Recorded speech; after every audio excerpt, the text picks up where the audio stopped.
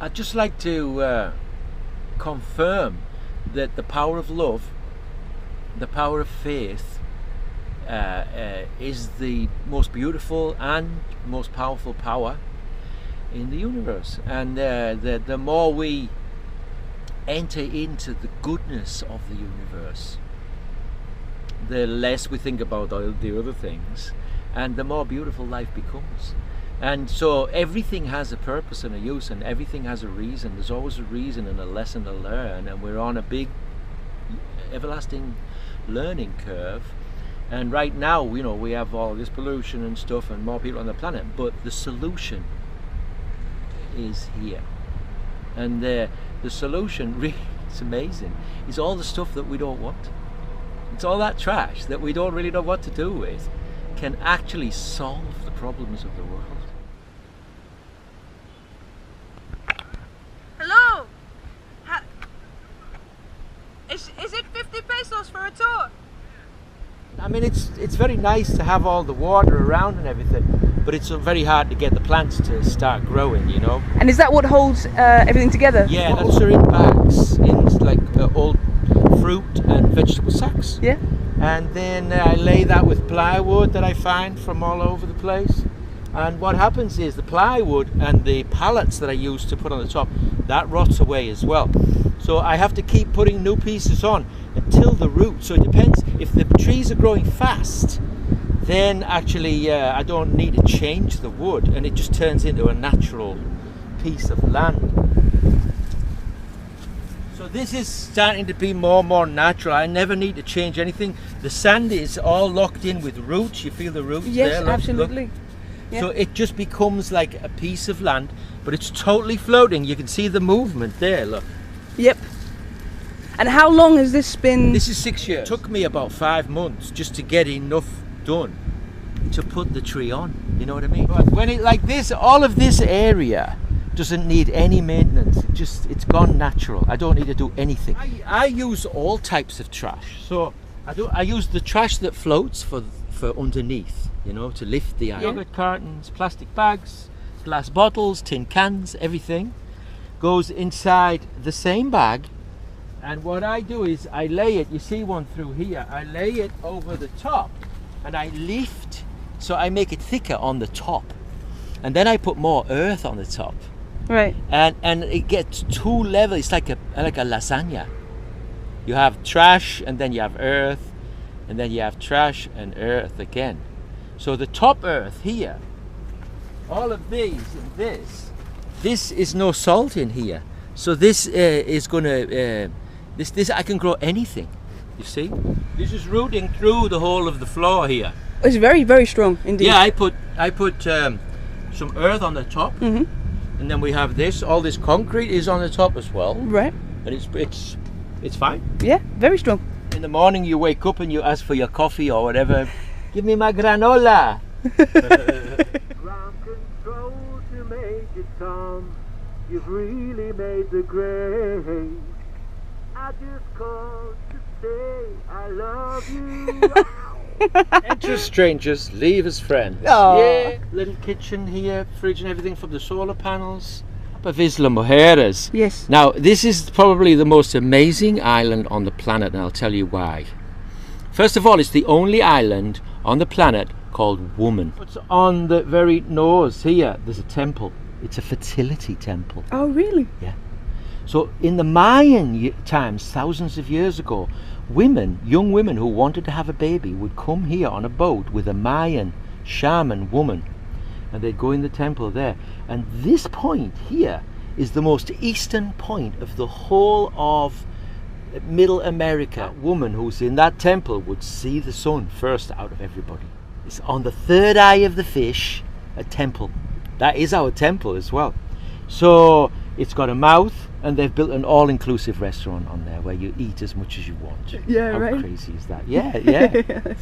And so all the people live in the body, and all the parties are on the tail where the tail moves, and everybody's dancing.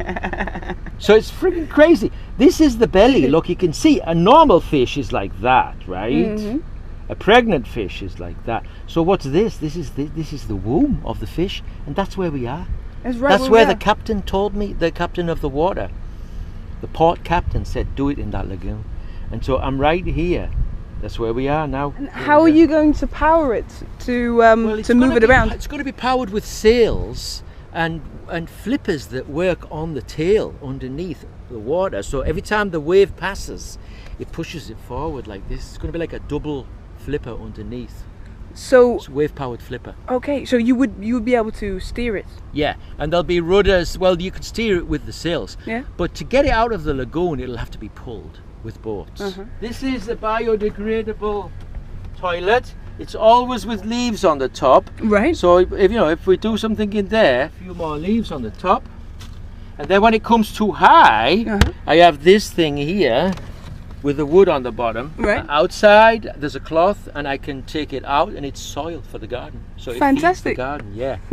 And here for washing your hands. Yeah, this lovely. Oh, that's just beautiful.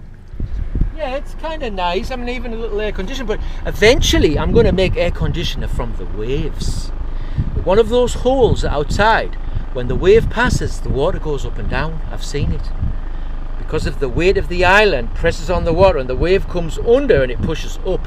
So if you put a platform over one of those holes, every time the wave comes up, you can push air cooled by the water through tubes. And the tubes, look, I've already started making them. See there? Oh, right. This is made out of plastic bottles with a cloth around. You just put a cloth in there to stop it. When you take the cloth out, the wave pushes the air out here. Oh, that's a shower there. That's a lovely shower. Thank you. Many years ago, I was very concerned about just the whole world, the war and then the overpopulation, more people, and I was just thinking, what is the future? Protect the nature, try and let everything live, give everything respect, as much as possible. You can make an electric charge out of trash, do you know that? This is very good to put in the documentary.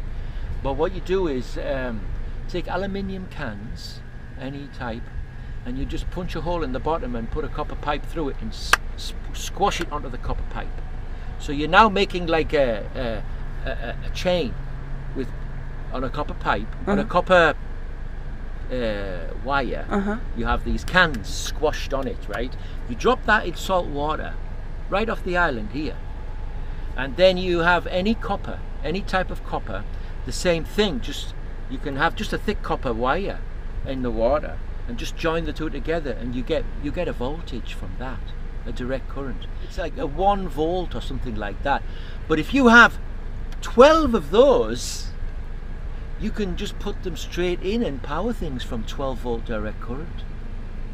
Or you could store it in a battery, and then you can use an inverter and take it up to 220 volts or 120 volts. So when you have a floating island, you create your own microclimate. Yes.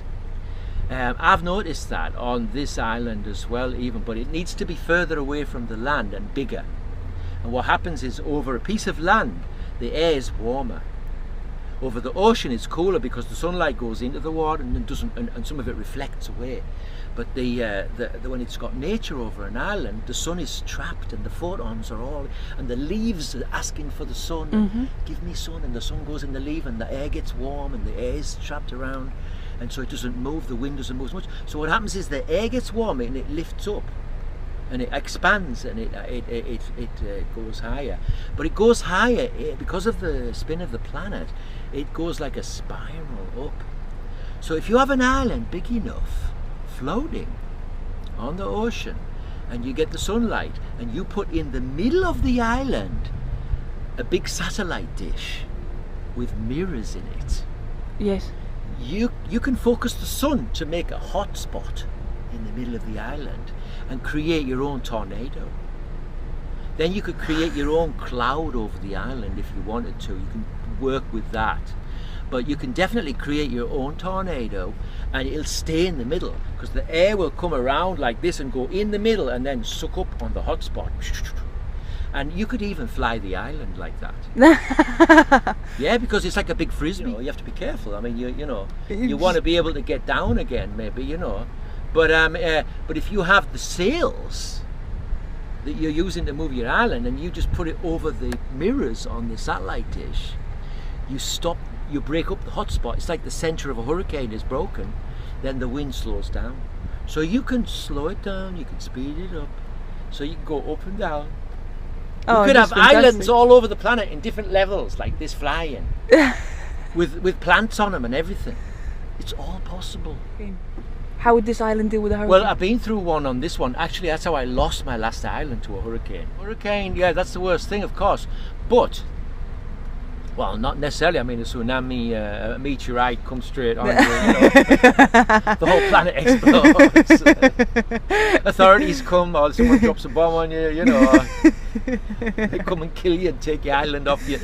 It would need to be bigger, and the roots have to be going in, and I want to get a point on it, so it's going to be in the shape of a fish. Right. And it will always face the waves, so the waves separate. So a lot like a boat as well? Yeah, like a Right. boat. So let's say you're not moving, and you just got an anchor. You have an anchor so that you always spin. So you spin towards, the tail is back here, Right. and the front is there, and the anchors are here. So if the wind comes this way, the whole thing goes like that. And there, the front is going to have a lot of rocks on, Uh-huh. So it smashes, the wave can smash over a bit, but it rises up on the wave. Yeah. So it's actually a flexible thing. Like if it breaks apart, they're still floating, both. You can pull it back together again and tie it up, and then it joins again. It's self-repairing. What about the bottles breaking up? Like, you notice that when plastic is floating very around... good point. When it's in darkness, it's okay. It's the UV rays that breaks the plastic. When it's underneath, and especially with roots around it, each bottle is separated by a root. So the bottles don't even touch each other. There's no friction even. So they're totally preserved. Could be thousands of years or more. Oh, sole mio, give your trash to me for my floating island to sail the sea. Oh, please give your trash to me. Help me for my floating island to sail